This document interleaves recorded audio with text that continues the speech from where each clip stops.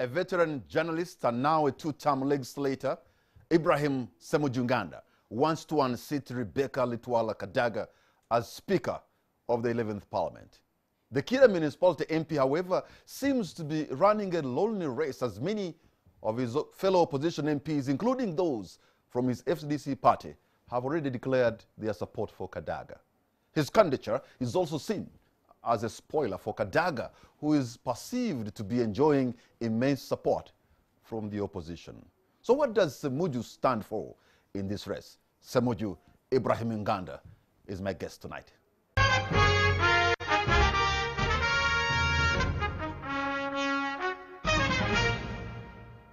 Ibrahim, thank you so much for having honored our invitation.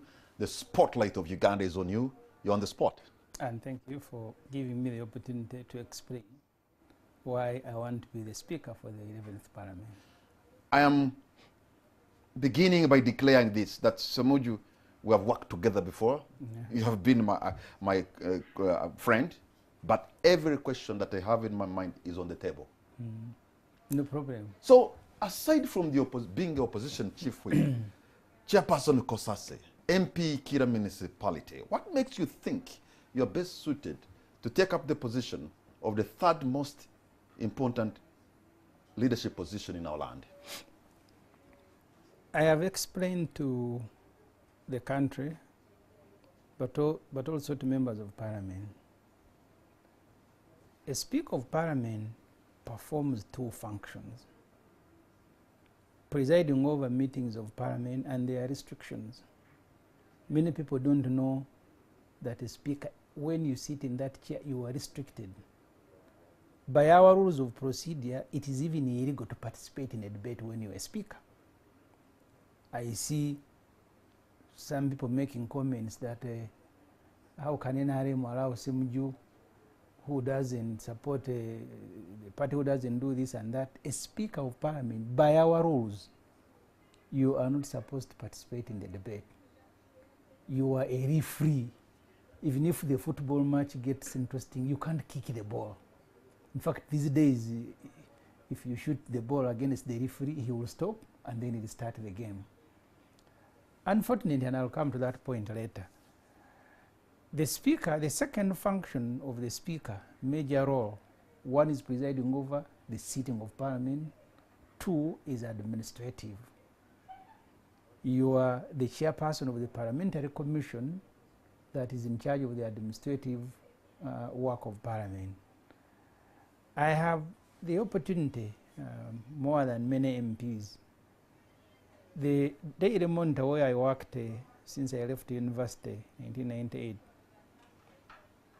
deployed me at Parliament towards the end of 98, almost immediately I finished school. And I covered Parliament when it was being chaired by late James Wapakabulo. His last days. One of my first stories was to do the first 100 days of Wapakabulo as NRM National Political Commissar with James Tomusime. Both of us were covering Parliament. We were fresh there. I saw Parliament under Wapakabulo. He was removed unfairly, and late Francis Ayume became the Speaker. Many MPs had wanted Sekandi, who had distinguished himself as a very good lawyer, being referred to by Wapakabulo as the Attorney General of the back bench. On matters of law, he was always consulted. So many MPs wanted Sekandi to become the Speaker, but Mr. Museveni wanted Ayume to balance his politics. So eventually they went, and Museveni works in a very funny way. The promoters of the Sekandi's candidature are the very people he used to turn around and promote Ayume, Medi Kagwa the late, and Kavuma Stephen, who eventually became a Chief Justice.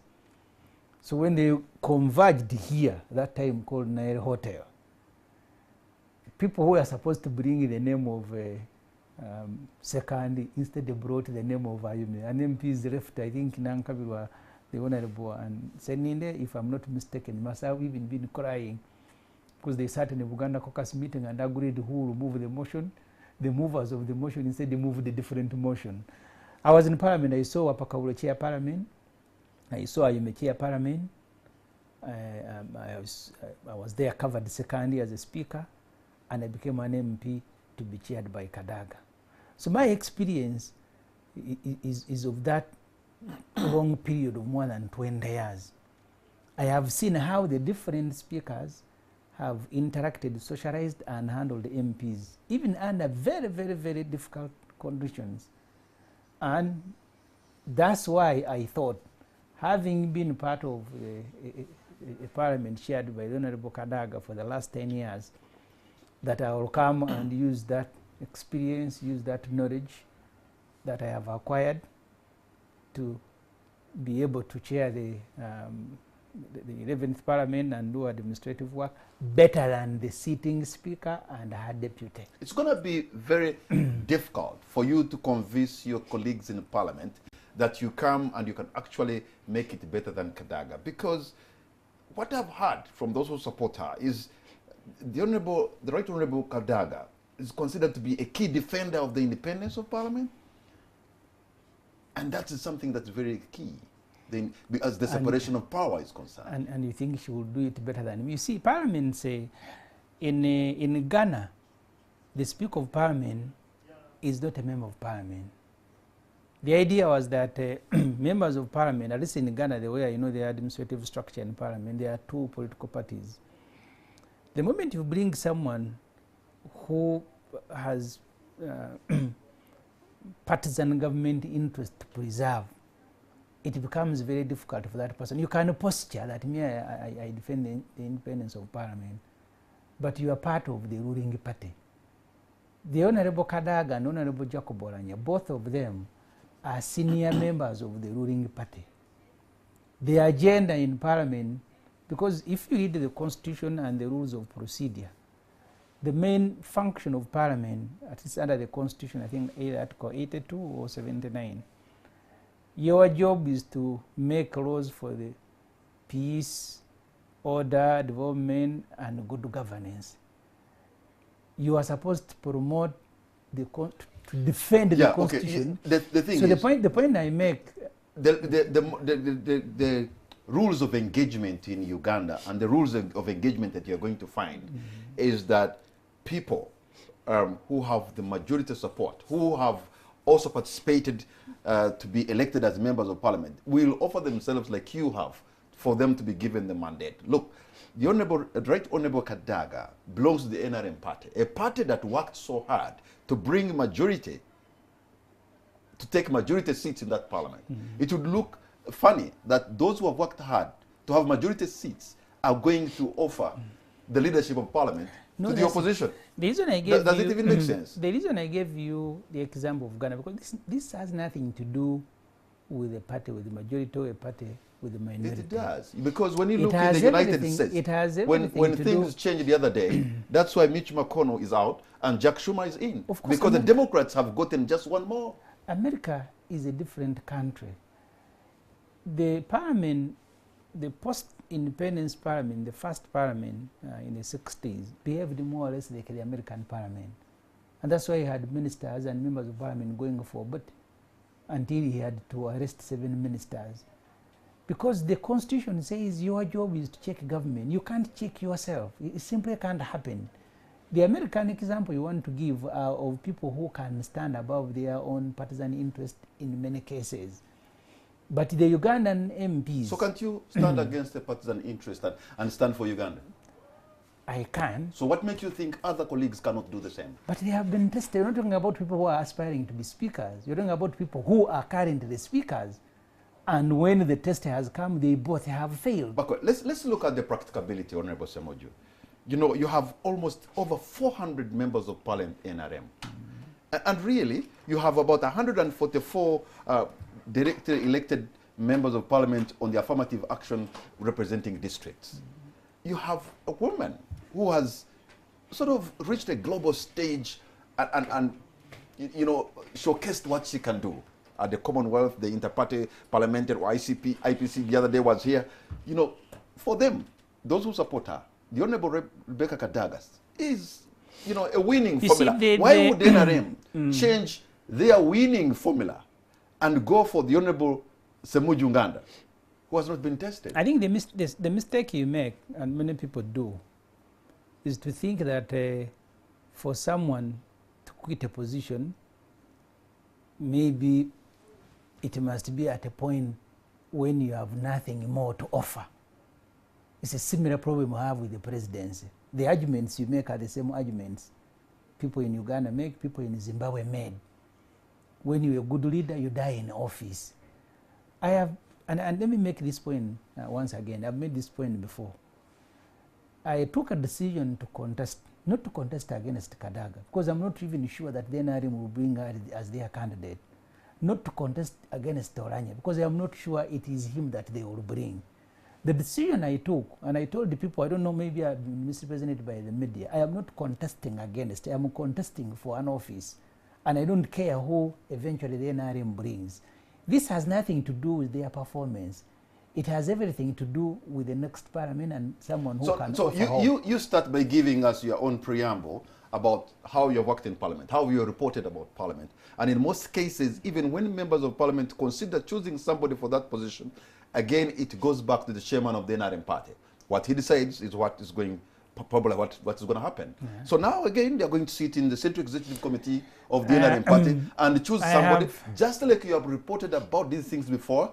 What is chosen there is what is going to... I have, and I hope you allow me. So how do you compete for that position? And I hope you allow me. Because the question you pose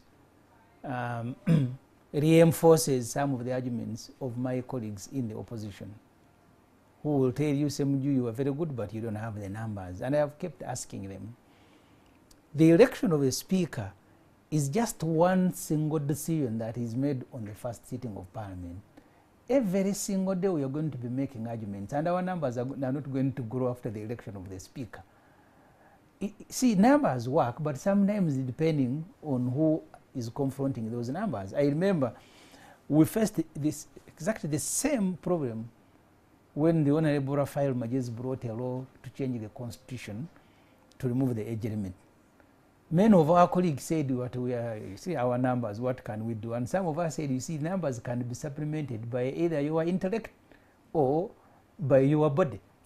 And that's why we used both. It took the intervention of the military for Mr. Museveni to get Parliament to amend the Constitution to stay in power. I am really shocked that people, because at that time the Honorable Winnie Chiza was the leader of the opposition, and as a chief whip, I was the deputy. People were ready to go and fight. But you also know that they have always used their numbers and to carry the day. I know. They are going to use it again, even if it is I have written to all political party opposition, there are 6 now, DP, UPCF, DC, GMA, etc. And I have told them there is the path to victory is very narrow. We have a duty to widen it, we may not, but that's not the only motivation. Because I am one opposition member of parliament.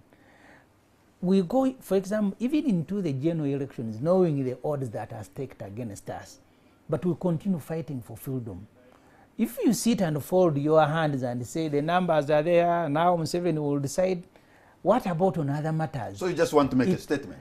No, I have told you. You're going down in this, but you want to go down fighting in this. This is one of the motivations to go and win, but there are other motivations, including continuing to fight and using this platform to express ourselves. That seems to be the overwhelming motivation.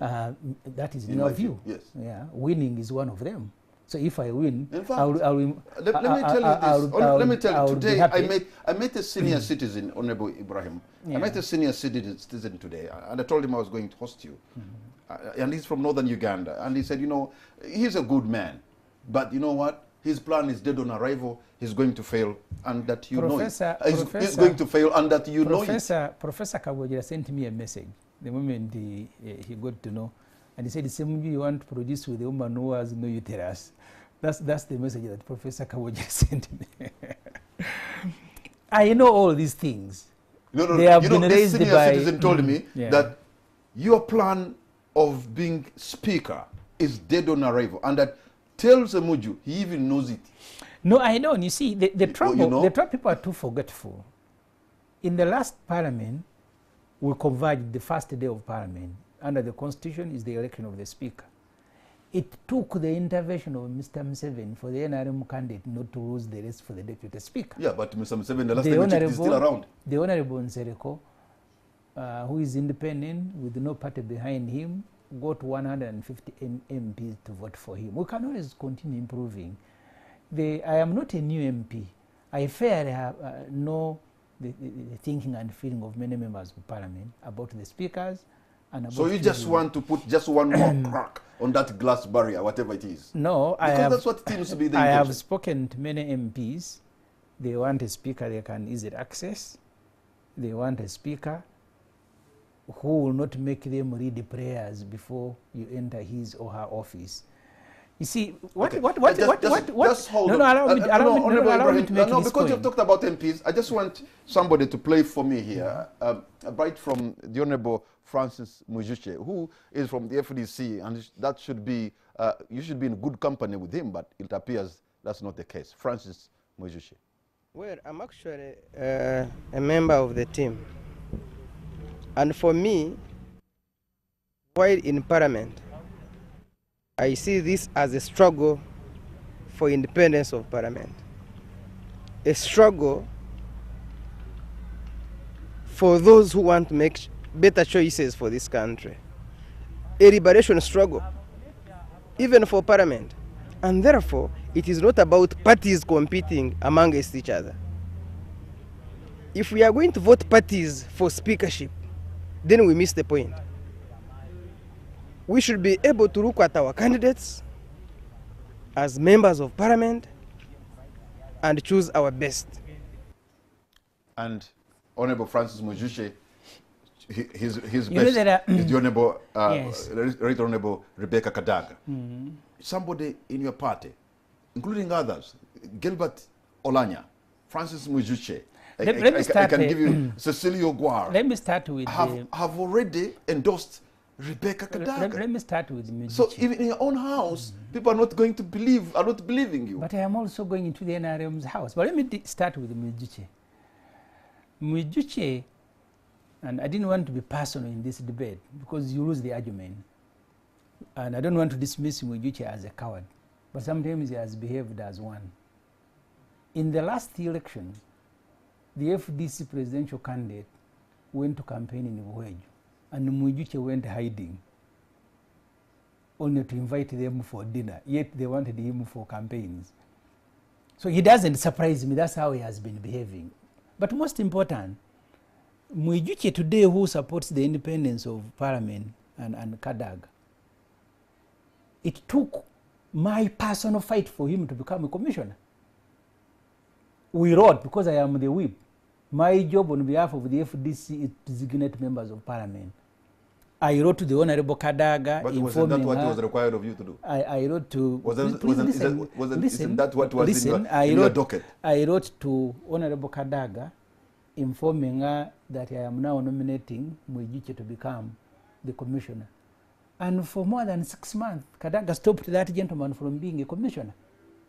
We had withdrawn the Honorable Cecilio Guar much earlier. I don't know why people are too forgetful. They now want to present Kadaga as an angel. Let me tell you, in that Parliament, we've suffered with that woman as parties. We appointed the Honorable Kasiban to be a vice chairperson of a committee, and she stopped her. Decisions that you make. One of the assurances and offers I've been giving to MPs is that I'm going to institutionalize Parliament.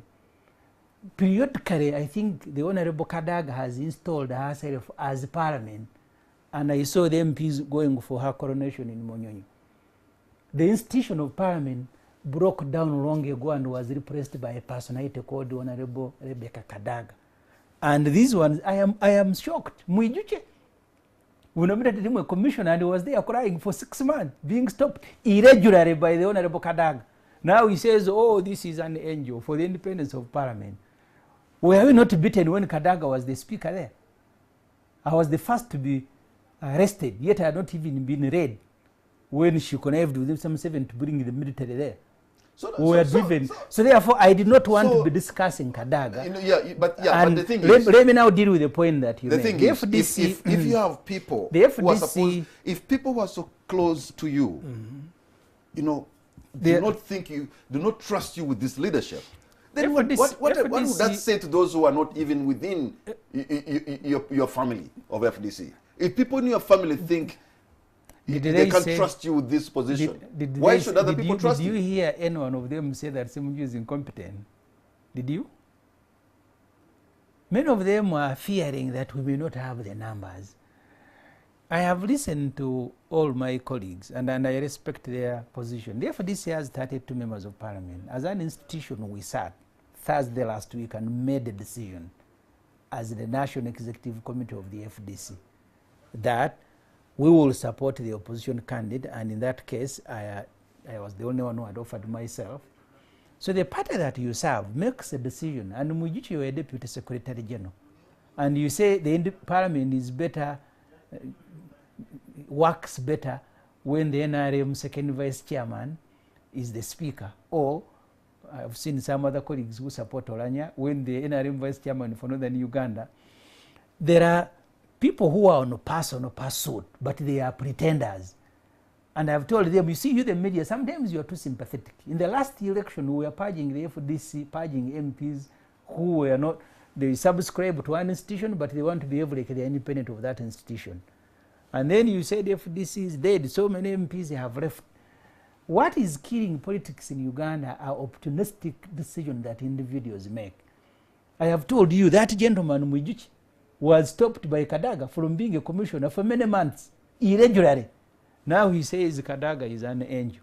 There are two things that have happened at that parliament. Even to pick the courage to stand, people will glorify you, but they first look at their shoulders and then say, oh, Ssemujju, you are a man. Because of the fear that the Honorable Kadaga has brought on two members of parliament. I mean, what kind of fear can the Speaker bring? You are elected by the people of Kira Municipality, or of the other one from Buweju. Kamara, where do you live?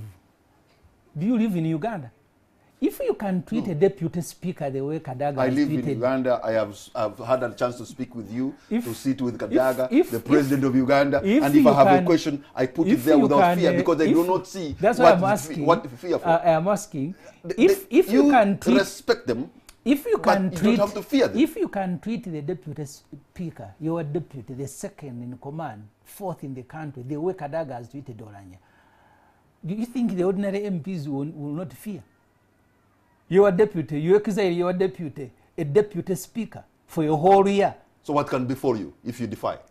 It depends. Me, what can befall a member, an honourable member of parliament elected by the people? Why would such a member of parliament be scared of a speaker or a president? You should be scared by the people who elected you. Maybe you need to ask them. No. They are listening. They should be scared of the people who elected them, not the speaker, not the president. And I even kept telling my constituents because their boss are the people. During the campaign. Of course, artificially, yes. I used to tell my constituents during the campaign that we became MPs. Okay, I don't understand the inner workings of parliament. What leverage is there that the speaker or even the president can make you even take a decision that you think is not right? You are scared of what? I don't understand. It is even a secret ballot, for heaven's sake. That's why I asked you that you live in Uganda. No. Unfortunately, that's what happens. Because you make us understand what is somebody scared of. A speaker in a secret ballot, you are representing your people, you have a choice in a democratic system. Why would you be scared? Parliament does not vote by secret ballot. Even if it wasn't, don't you have a choice? Don't you have a right? It is only on some specific matters and our rules that you will vote by secret ballot. The most of the, let me tell you how Parliament works. Because you said you may not... because I want you to understand, to tell the listeners to know what is this thing that the people we elect go to Parliament, but then there's that kind of scare. What are they scared of? Yeah, exactly. That's what I want to explain. You see, routinely, you have matters that you want to bring to Parliament, or even the opportunity to speak. There are people who fear that if I confront a particular speaker, I'm not going to be sick. And there are 530 MPs. So there are others who will thank a speaker because in the rules of procedure, we thank a speaker because that is the decorum of Parliament. You can be critical without being disrespectful. There are those who are going to be and I think that is permanently, and that's game on. Permanently grateful to a particular speaker because he allows me to talk. But there are many other things that happen in Parliament. Opportunities to serve on committees, opportunities to, even those I saw, and I didn't want to. I think now you're. So are all those 500 going to work on to be commissioners and be committee chairpersons? Even to choose a committee of your choice, eventually you're going to be processed. You don't go there and say, I'm going to sit on this. So committee. Most of the colleagues are opportunistic. This could be the motive. That is your description. I have said people are on personal pursuit, and that's how I want to describe them. If you want to say they are opportunistic, that is your description. It is not mine. But the people who have been victim of the decisions of the sitting speaker are now saying she's an angel. I mean, what level of hypocrisy? What level of hypocrisy? I can forgive the new ones. So, and as I said at the beginning, I am not motivated that let me go and stand and remove Kadaga or remove Oranya. I have said the next parliament needs a better speaker, a speaker who should be able to institutionalize parliament and people relate with you, you play by the rules. Not a speaker who is going to be dispensing favors to create a chorus and a group of praise singers. I don't know, sometimes it gets to irritating levels. You see members, they asked a colleague in parliament, how do you turn parliament into a theater? You carry cakes that today have come to celebrate the speaker's birthday, and the session of parliament does not begin because you are now moving a motion to celebrate the speaker's birthday on another day, including, by the way, debates this week. We were supposed to have a debate on 100 years of parliament in Uganda, the legislature. And MP started as if the whole parliament, I don't know, maybe it is in the DNA of some NRM people that has infected the opposition. Because many of those who stood up, it is as if parliament started with Kadaga. We want to thank you very much, you are the one who did this. We want to thank you. And human beings, by the way, are like that. One time Dr. Wesige told me, even in the cabinet, in the early days of Mr. Museveni delivers a speech, and what follows is thanking him. And one time when Wesige said, no, this is not right, I don't want to mention names here, but some elders say, hey, they don't say those things. I don't know, maybe it's a weakness. I am not weak. For me, I will tell you, I have worked with Kadaga. There are cases where we have worked very well, and I thank her. But when I disagree with you, so you don't recruit me permanent, that this is now in my bag. If you have not played by the rules, I am going to remind you, here not playing by the rules. But there are MPs who are seeking favors from offices. And you know, Parliament, even me, small as I am as a chief whip, you will have MPs who are seeking favors from you. They want to sit in Ghana. It even gets worse. The chiefs for the government and opposition told me, even the sitting arrangement, there are areas where the cameras will not get you in Ghana. So if you don't behave, the chief whip will tell you will not sit there for you to be filmed by camera, to be broadcast. Okay. So even those small things, I think some of the things are small, small as you see them. I think that honorable members, that parliament is not as honorable as I thought. No, it's not. It's not as straight as you may think. I think there's so many. So the smaller opportunities that you see in parliament, the moment you don't institutionalize and are given out as gifts, the same way you see President Museveni running the country, that's how you create an army of sycophants who will spend the biggest part. Even when you are debating something different, the first thing is to tell you how you are an angel, how you have transformed Uganda, because they want to get another opportunity and another opportunity. I don't want to blame anyone in this game, because I am not even sure who the NRM will bring. Right. But whoever it brings will find me there. I have a duty, the opposition MPs I have written to all opposition presidents, and I am seeking audience with all of them. Maybe they will speak to their members of parliament better than I am. Because at the beginning, the very first statement I made was that the opposition will have a candidate. Because under the Commonwealth parliamentary practice, for every single document, decision, proposal that government brings in parliament, you're going to be asked for the alternative. And that's why we sit on one side. And I asked my colleagues, every year we have an alternative budget. We have an alternative set of national address. We even have a shadow cabinet. How can we not have a candidate for the speaker? You are required, because it's the practice of Commonwealth, to provide an alternative budget policy statement by 29th of this month, we will be presenting alternative policy statements after government has presented theirs. And when it comes to a speaker, you say, no, here we don't have numbers. Or here, because that's the only argument my colleagues are making. Okay, Honorable. And this is just going to be one decision in Parliament. We'll be making a decision every day for the next 5 years. Ibrahim, we're going to take a break. When we come back, I just want to look into the issue of logistics, because you have said some members of Parliament could be following their personal interests. What if that interest means maybe money? And already there are talks, you know, we have heard of bribery, of money exchanging hands. Who is your quartermaster? We'll be right back.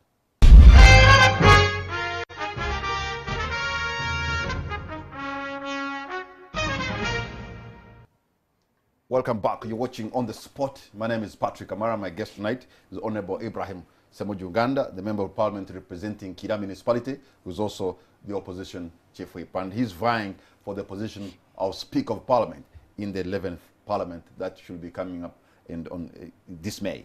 We have already heard that money is exchanging hands, and you're campaigning against the Deputy Speaker, the Speaker, and the Deputy Speaker is also campaigning for the same. Already claims of voter bribery have been cited in the race, and so one wonders, Ibrahim, who's your quartermaster? The trouble with the country is that the traditions have been broken down. I don't know how the Honorable Wapakabulo became a speaker. I don't know. Chiwanuka Sekandi, the vice president, Honorable, the way you see him, even in the last election he couldn't campaign. You saw him, he was on TV here. He became a speaker on the basis of his performance as a member of Parliament. MPs at one time wanted Honorable Ben Wachia, one of the best parliamentarians I have seen. I can agree on that. To become a speaker. In fact, they fought so hard. Eventually, he stood and got 97 votes, and I think Sekandi got about 140. So, naturally, people were organically growing to become speakers.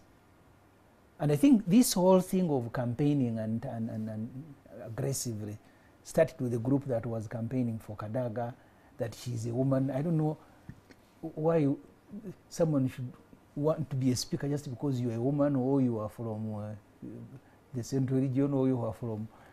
So these things are new. They are alien to Parliament. People who are senior, who have distinguished themselves, are actually being urged to become speakers. Today, you have campaign teams for someone to become a speaker. All these things are foreign. They don't usually happen. So therefore, the issue of money, I don't want to blame Parliament, and I don't want to blame the individuals involved. The other day, the Honorable James Kakoza brought that matter. When I met him later, I told him, you NRM MPs have no moral authority to speak about money. You have been bribed here by Mr. Museveni to change the constitution at least twice.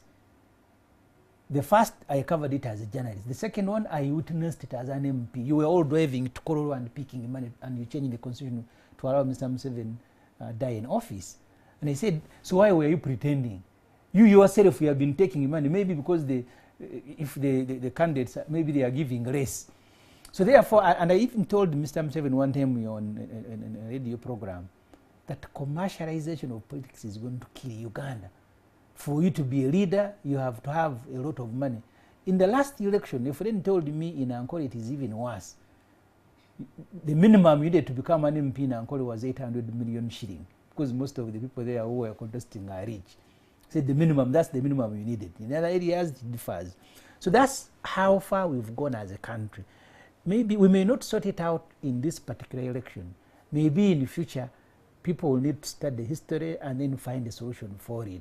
A speaker, naturally, Ayumi, was fairly a soft-spoken man. But because of his experience, you hear this and that, people recommended him, and Mr. Museveni agreed that he becomes a speaker. Today, the very aggressive campaigns are going on, campaign teams are being launched, and I'm also about to launch mine because I also want to play by the rules of the time. So there's something that we've lost as a country. I hope it will be recovered. I'm not sure it will be recovered, in this particular election, and maybe. So yes, I don't have money. I am giving nobody money. I hear those stories. Nobody has approached me to give me money because I'm also a voter. At least I will vote for the deputy speaker. For the speaker, I will vote myself. There are allegations of bribery. I have heard that. That's why at this point I'm still calling them allegations. It is very that money is exchanging hands. It is very unfortunate if it is taking place. But also, when we came for the swearing in ceremony last time, the Honorable Namboze made this point. We arrived at Parliament when all the commercial banks in Uganda had brought and elected tents. So what Parliament was exhibiting on swearing ceremony were commercial banks for MPs to go and borrow. What do you mean? All banks had tents there. So when you're being sworn in, we can give you a loan of so much in 1 day, in 2 days. And the Honorable Namboze noted and said, you see, this thing is very bad. They should be inviting bookshops. They should be the one displaying books for the MPs to read. But they present Parliament as a commercial entity, and people are coming here to pursue commercial interest. That even on the swearing day, the exhibitors are commercial banks. So that's the trouble. The orientation of Parliament will need to change. I covered a bit of the 6th Parliament, and MPs were not paid as high as we are paid today. So the motivation was not necessarily money. And I don't want to blame individual MPs, but I can see there are people who lose interest immediately. So they are sworn in. So the issues of money come in. Now that you have talked about the 6th Parliament, I just want to look into the issue of the quality of debate. Because Uganda was celebrating 100 years of the legislature. But when you look in the Hansard in the 60s and you see how people were debating, it appears to me that the quality of debate was much higher in the 60s than today, and yet those parliamentarians were of modest education. With all respect, the 6th Parliament, I think, performed much better, like you have said, than the 10th. So what is going on? How come? Is it me who's looking at it differently? How come the quality seems... The speakers themselves have spoken about it. I want to blame both the electorate, but also blame the presiding officers. This business of giving MPs 1 minute, 2 minutes, I think it needs to stop. I covered the debate in Parliament on the sale of Uganda Commercial Bank. What the MPs used to do then is to allow those who have done enough research to read the debates. On the sale of Uganda Commercial Bank, Jacob Oranya, now Deputy Speaker, by the way, one of the best debaters, if you didn't know, spoke for 1 hour. After his speech, many MPs lost appetite to speak because they had nothing of value to add. It is only, I think, Mao and Odongoto, people from the north who spoke, and Mzee Kategaya, and Parliament closed. But Oranya had done a lot of research. During the censures of ministers, MPs used to agree, even when we were debating the oil, the emotion on oil, that eventually resulted into asking the Honorable Mbabas to resign and Kutesa and so on and so forth. The Honorable Sechikubo, the movers of the motion, had agreed. So and so will deal, Katuntu will deal with the legal matters. Honorable Karahanga will deal with allegations of corruption. The rest of us wanted to speak, but we allowed those who had done a lot of research, because you're also a beneficiary of research. But turn Parliament into a talk show where you are portioned minutes, and I see the Honorable Kadaga likes it. We need to take it back, allow people who have done research, and you can facilitate that. In our rules, for example, there's supposed to be a monthly and weekly order paper. The idea is that an MP must walk into Parliament prepared and knowing which matters are on the order paper. These days, you can access... The order paper is generated on that day? Not on that day. You'll get to know matters sometimes that are on order paper as you walk in. I was in Liberia. Of course, Liberia is a little bit luxurious. Each member of Parliament has 15 members of staff, headed by a chief of staff. Before you enter Parliament, on a single day, research has been done, because there is a weekly order paper to tell you on this matter, if you take this decision, you're going to sink the country. And the file is given to you with different scenarios. So you go in to make a decision. In Uganda, when I chaired the committee on Kusase, I found it there. You are processing a report of the Auditor General. Members of your committee will walk into a committee room without a report of the Auditor General, so they not gone through it, but they don't even know what you are going to be debating that particular day. What I did, I opened up a file for each and every MP and gave an order as a chairman that this file is not going to leave the committee. At least you can peruse as debate is going on. Okay. But because of the level of indiscipline, and my colleagues will forgive me, I said you don't carry this file home. If you want, to make you another copy to go and read. So therefore the speakers, the presiding officers have a duty to improve the quality of debate in Parliament. First, by publishing order paper. Let me ask this. Isn't the issue of getting the order paper when you're just getting into Parliament, isn't that what shouldn't you start from where there at least to say you can get your order paper maybe a week before? Because what value are you going to add on a topic you have no idea? That is what in the rules. I went to court in Mbale. Why can't Parliament, for the benefit, because all of you members of Parliament, you want to add value to a debate. How are you going to add value to a debate when the order paper is produced as you enter? I have seen the in other words, the order paper in another language, like the agenda. Yes, I have seen on this TV saying that we want a speaker who will not go to State House to make an order paper. He doesn't even know that the order paper in our rules is made by the business committee and supposed to be weekly and monthly. When I went to court in Mbale to take the speaker and Parliament, that was one of the issues. That as a member of the business committee, I must participate in the making of order paper daily, by the way, in our rules. These days they tell you we are waiting for the speaker. Yet that is not a function of the speaker, but she also appropriated it. So it is the order paper of the speaker and staff. So for you, they just throw in your face as you enter.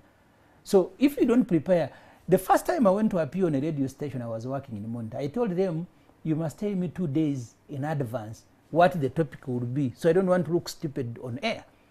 So I researched. When you were inviting me, you gave me a notice that this is what we will be discussing.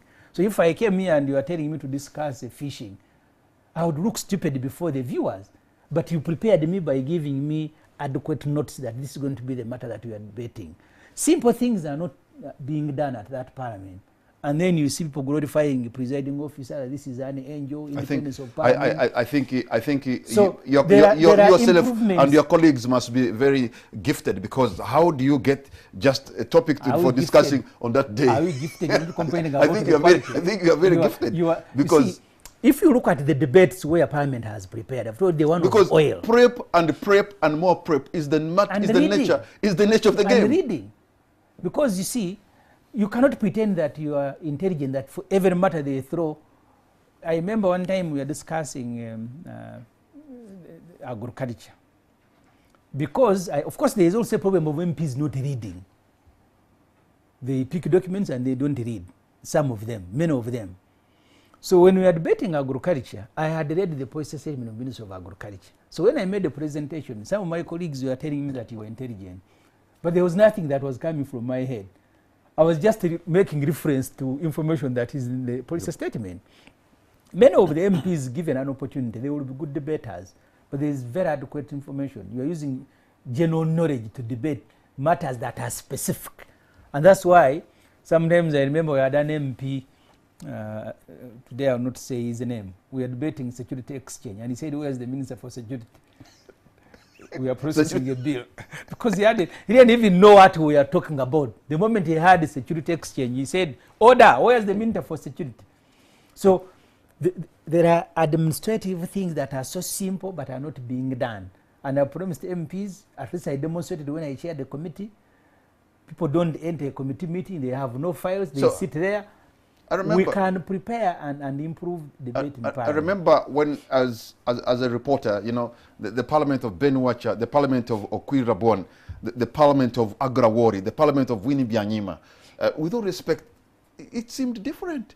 Because than what you guys are. There are two things. And I'm saying this because I've been able to interact with both. There are two things. The first is what I have mentioned, that you need to prepare MPs, even if they are intelligent. Do these things that the rules are asking you to do.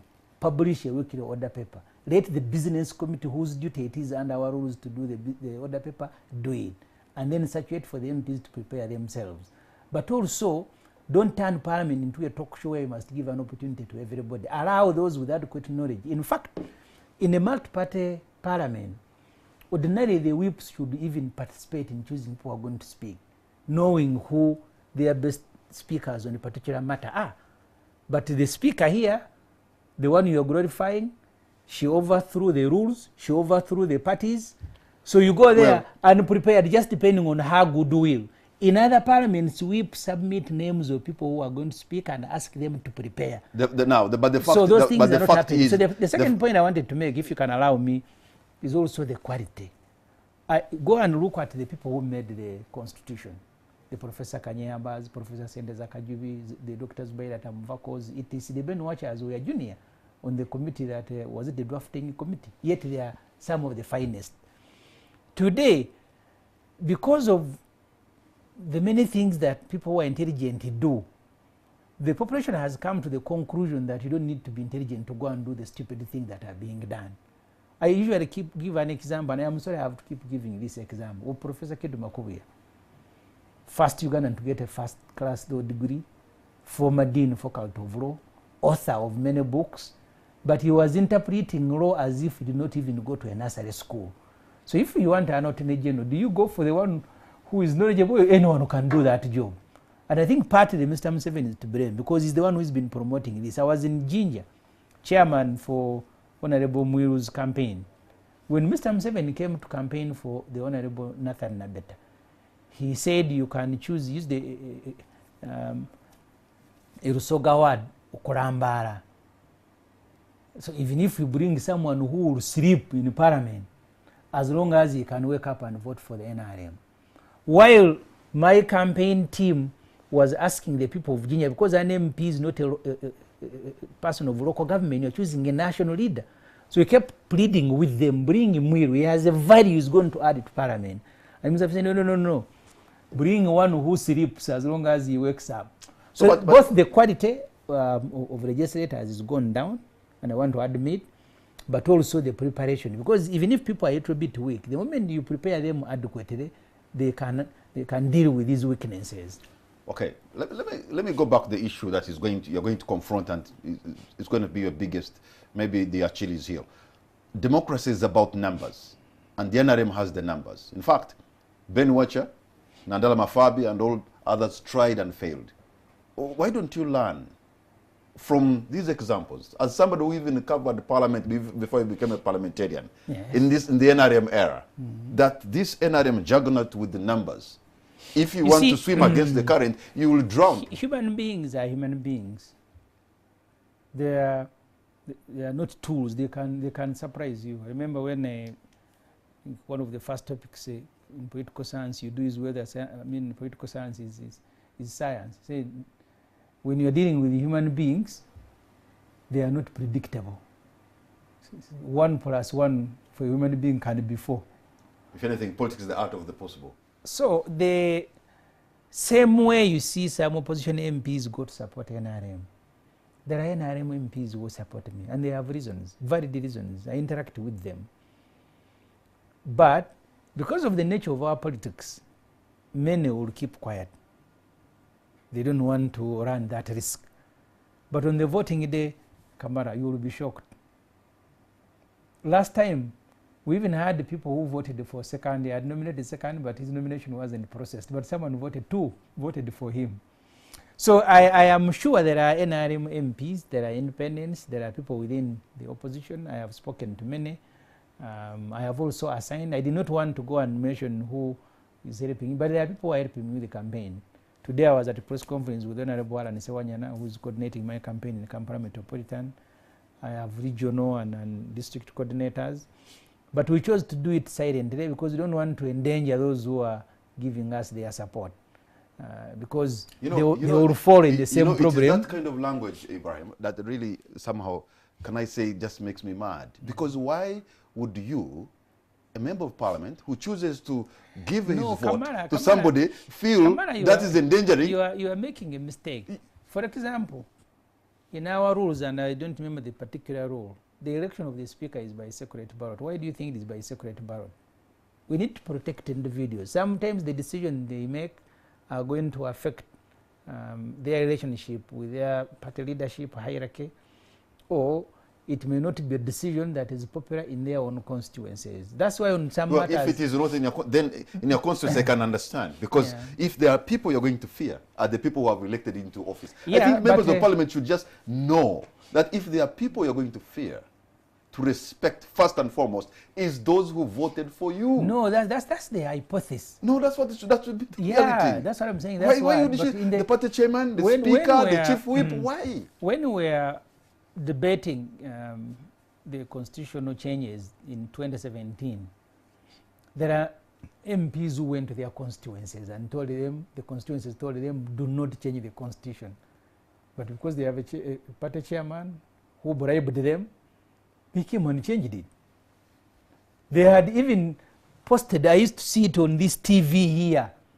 Someone in a consultative meeting is told, for us, we don't support you remember Maria Chambad. She had meetings that were broadcast, and people told her, don't change the constitution. But what did she do? So that's why on some matters it is by secret ballot. So human beings are human beings. They need protection, sometimes even against those people who are dear to them. And that's why the election of the speaker is by secret ballot. Okay. Sometimes you have even seen, by the way, when the NRM is not sure, when Mr. Museveni is not sure, the first thing is to suspend voting by secret ballot. Says now it is show of hands. I remember Mike Mukula used to be very good at that. When they are changing the constitution in 2005, it is Mike Mukula who moved that voting must be by show of hands. Because he knew that you vote against the NRM chairman, you are in trouble, and many MPs will fear. I don't understand that. And I think you have taught me something very new, especially about the fear. And I'm wondering, why would you fear, especially when you know the people who elected into that office, people who gave you a mandate are people in your constituency. In fact, let me say what I normally don't say. You who represents us, I come from Mwenge South, and I think you don't Katalikwa. We, the Mwenge South people, are your bosses, not anybody else, in the respect of representation in Parliament. We're taking a break. We'll be right back.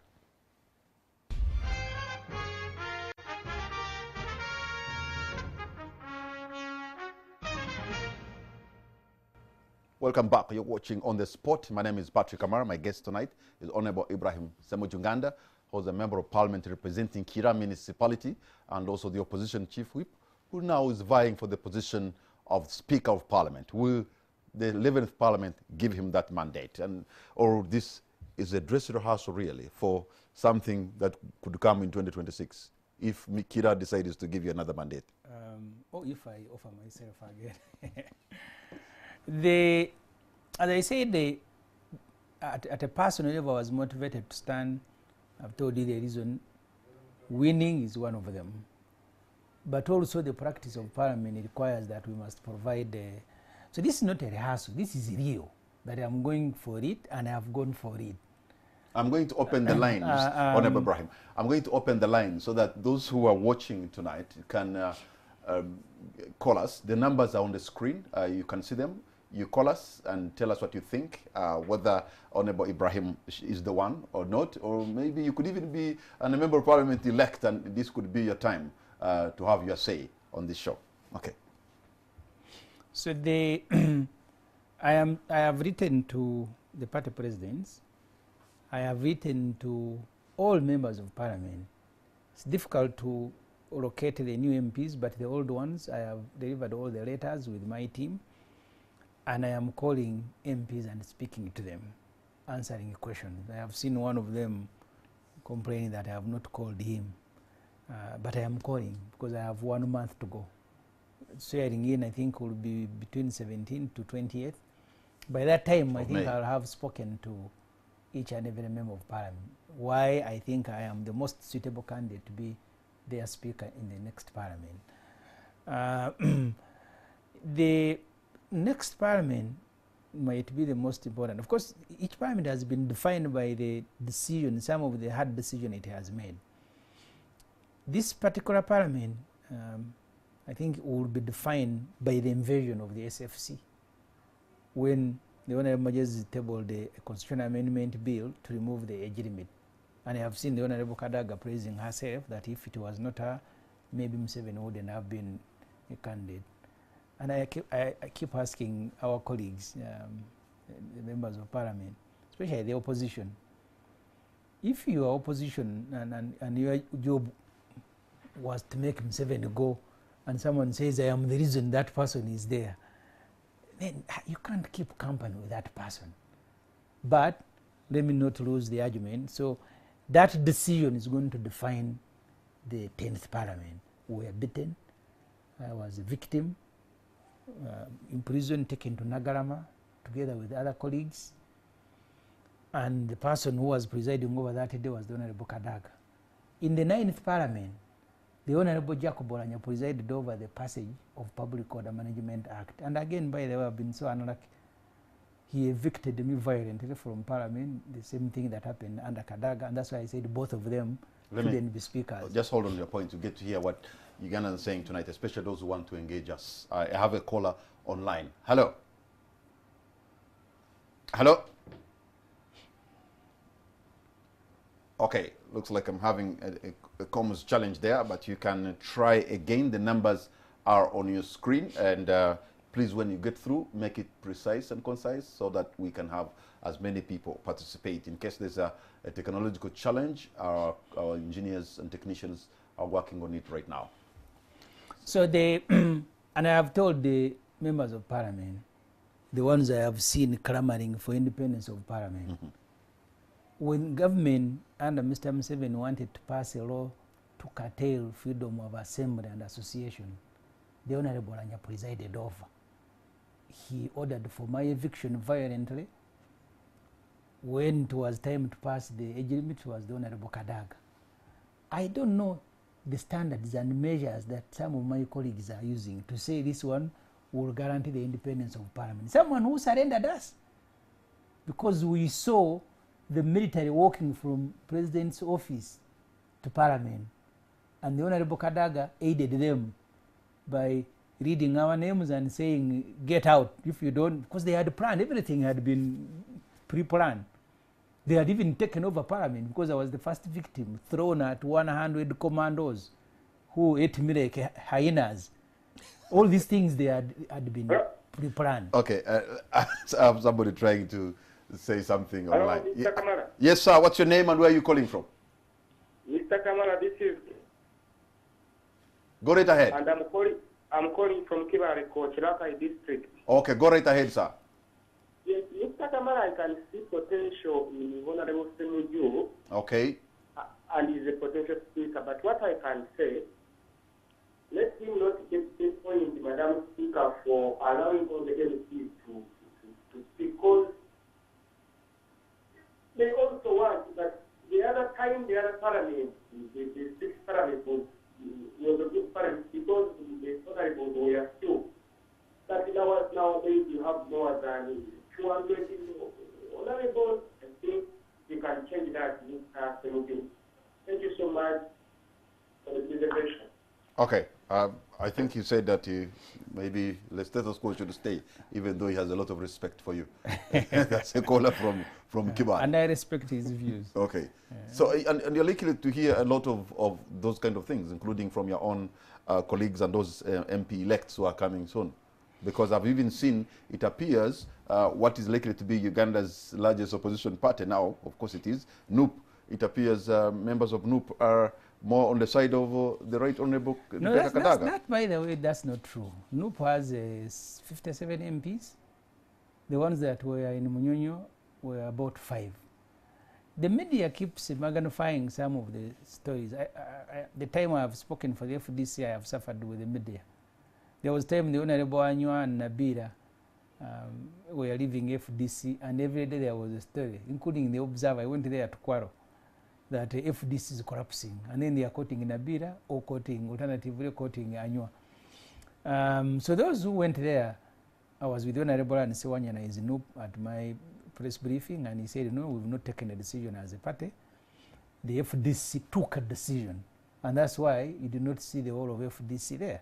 So do you want to? But why do you take a decision? You have it. Do you want? I think you also want the NRM to take a decision.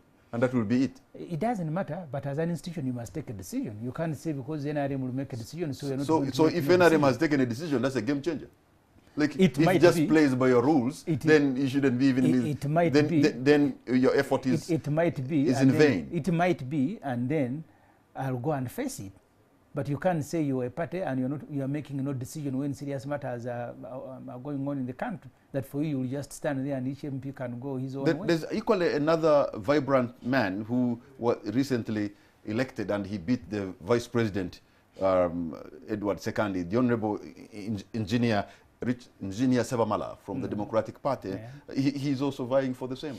Because the Constitution, I think, I'm not sure, either Article 72, each member of Parliament, either 72 or 80 something, 79, I'm not sure. Every member of Parliament qualifies to stand for a speaker. Okay, let's hear this other person here who is online. I have a caller online. Hello. Hello. Yes. Good evening. What's your name, sir, and where are you calling from? Yeah, you're speaking to Fahadi from Cape Town. Fahad in Cape Town. Go right ahead, sir. Yes, I thank you so very much for the program. I'm not going to be so very fast in talking today. Okay. Fortnight, sorry.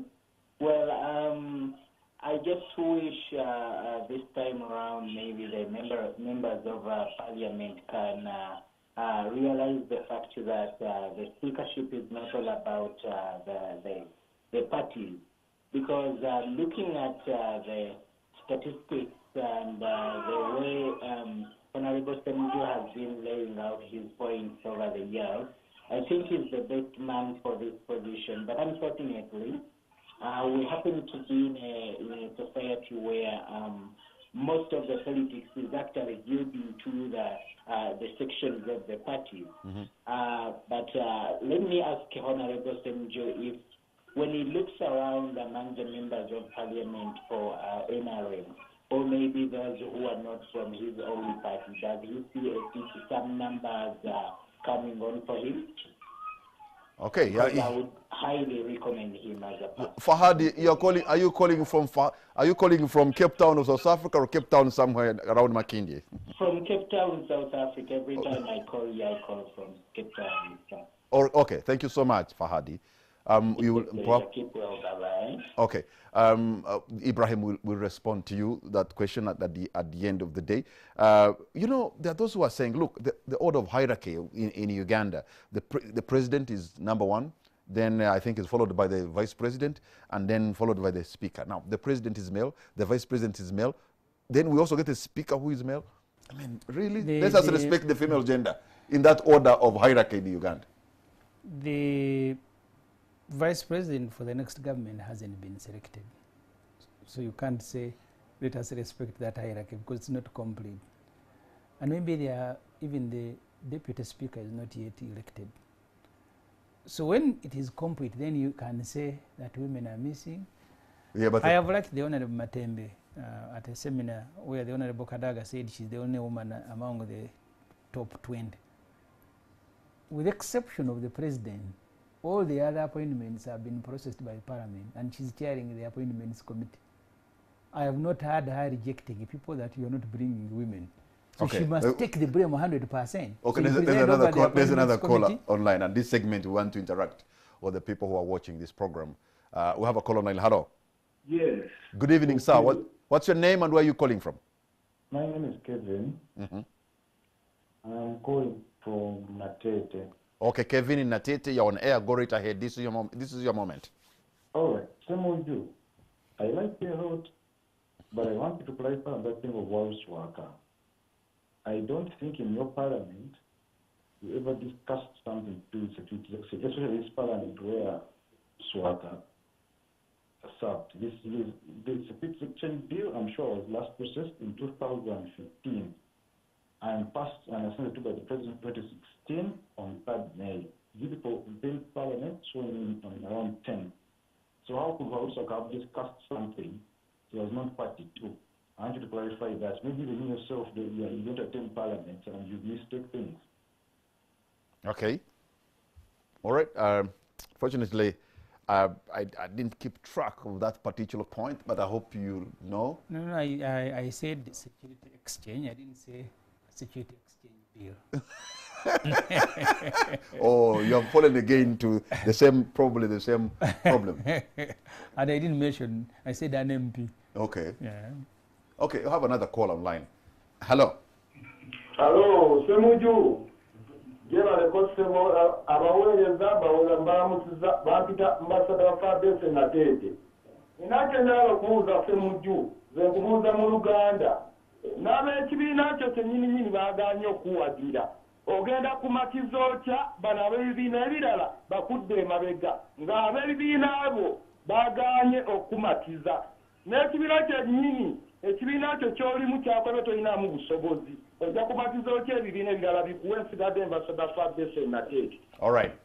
Thank you very much. That question we had asked earlier, and thank you so much, Ambassador Natete, for bringing back that question, because I think it's crucial. I agree with you. So he will respond to it towards the end of this program. The numbers are still on the screen. You call and tell us what you think. We have a call online. Hello. Hello. Hello. I have a call online. Hello. How are you? I'm okay. Who's this and what's your name? Where are you calling from? I'm Peter calling from Q. You are Peter calling from where? I think there's a problem with your line. I have to pick another caller. Hello. Peter calling from where? I have a call online. Hello. Problem with your Okay. Even this one has a problem with the line because you're trying to listen to yourself and it's causing an echo to you and to us. So I have to pick another caller online. Please, if you have your call is picked, just turn down the volume of your TV monitor. We have a call online. Hello. Hello. Good evening, ma'am. What's your name and where are you calling from? Good evening to Stella from Gulu. Stella in Gulu, you are on air. Thank you for the representative. Go right ahead. So much, Yeah. Thank you so much, our MP, what you are coming with to present the... Oh, no. We've lost that communication line to Gulu Lamera. Sorry so much for that. But perhaps you can call again, but we thank you for the effort, Apoematek. We have another... Hello? Hello? Hello? Yes, good evening. What's your name and where are you calling from? This is Pius. I'm sorry? This is Pius. I'm not hearing. Who's this? This is Pius. Pius, where are you calling from? I'm calling from Port Bell. Port Bell. Okay, go right ahead, Pius. I'm saying, over the years, yes, I think Ugandans should know, you see, basing on parties shouldn't be the point. We should focus on someone with potential so that we get the best out of our, leaders. I see Mr. Ssemujju as the real person who would deserve that position. Okay. Because we've viewed him over the years and he's a potential candidate for that position. All right. Thank you so much, Pius in Port Bell. I'll take just one more caller, and then my guest will make concluding remarks by responding to the questions and the comments you have given tonight. Okay, probably as we get the last caller, maybe you can go through them one by one. I want to thank everybody. Probably you hold there and then you get the last caller. You can respond to them at once. I have a caller on. Hello. Hello. Yes, you're on air. What's your name, sir? I'm called Peter from Kibuli. Peter from? Kibuli. Kibuli. Yes, you are on air, sir. For me, I support Ssemujju. Although we have this opposition member of parliament, which we supported, but they have disappointed that we were with them when they were getting hampered by the current speaker. I saw them with shameless showing us that they are supporting the same speaker. When their opposition members there, in fact, we have lost interest in them. We can't anymore.